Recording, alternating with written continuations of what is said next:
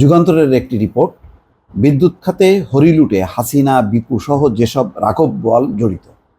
দর্শক, আপনারা নিশ্চয়ই জানেন যে এই যে কুইক রেন্টাল, এটা আর কিছু না, এটা হলো টাকা পয়সা বানানোর একটা বড় হাতিয়ার ছিল, লুটপাট করা এবং বিদেশে পাচার করা।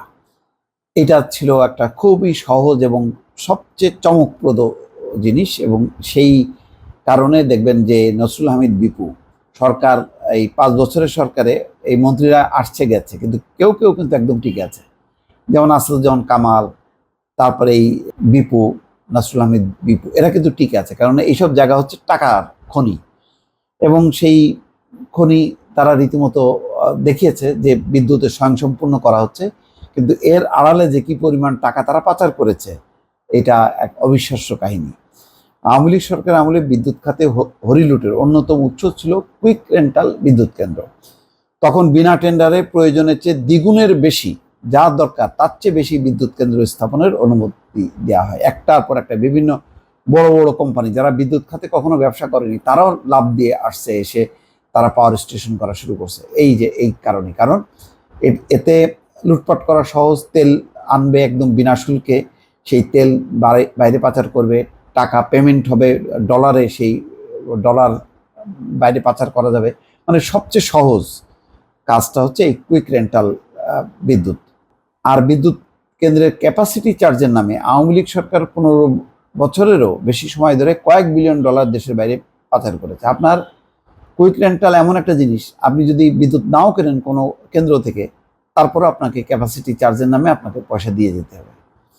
আর এই কাজটি করেছে ক্ষমতাচ্যুত আওয়ামী লীগ সরকারের বিদ্যুৎ, জ্বালানি, খনিজ মন্ত্রণালয়ের দায়িত্বে থাকা তৎকালীন মন্ত্রী, প্রতিমন্ত্রী, উপদেষ্টা, বিদ্যুৎ বিভাগের সচিব, পিডিবি চেয়ারম্যান সহ বিদ্যুৎ বিভাগের শীর্ষ কর্মকর্তাদের সিন্ডিকেট।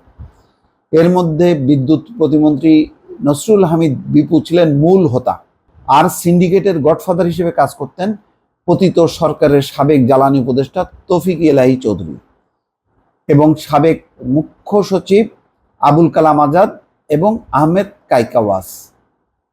সরাসরি এই সিন্ডিকেটকে সহায়তা করেছেন পিডিবির সাবেক চেয়ারম্যান প্রকৌশলী মাহবুবুর রহমান ও খালেদ মাহমুদ চৌধুরী। এই সিন্ডিকেটের বিশেষ আইনে বিনা দরপত্রে, প্রতিযোগিতা ছাড়াই তৎকালীন সরকারের ঘনিষ্ঠ ও আওয়ামী লীগ সমর্থক ব্যবসায়ীদের কুইক রেন্টাল বিদ্যুৎ কেন্দ্র স্থাপনের সুবিধা দেয়। এই দায় মুক্তি বিধানের অধীনে, যে দায় মুক্তি বিধানটা এখন অধ্যাদেশ দিয়ে এটা বাতিল করা হয়েছে, যে না, এই দায় মুক্তি দেওয়া যাবে না, এবং এখন দায় দায়িত্ব নির্ধারণ করা হবে। এই দায়ী মুক্তি বিধানের অধীনে 72টি রেন্টাল ও ইন্ডিপেন্ডেন্ট পাওয়ার প্রডিউসার আইপিপি কেন্দ্রের অনুমতি দেওয়া হয় বিনা দরপত্রে, প্রতিযোগিতা ছাড়াই।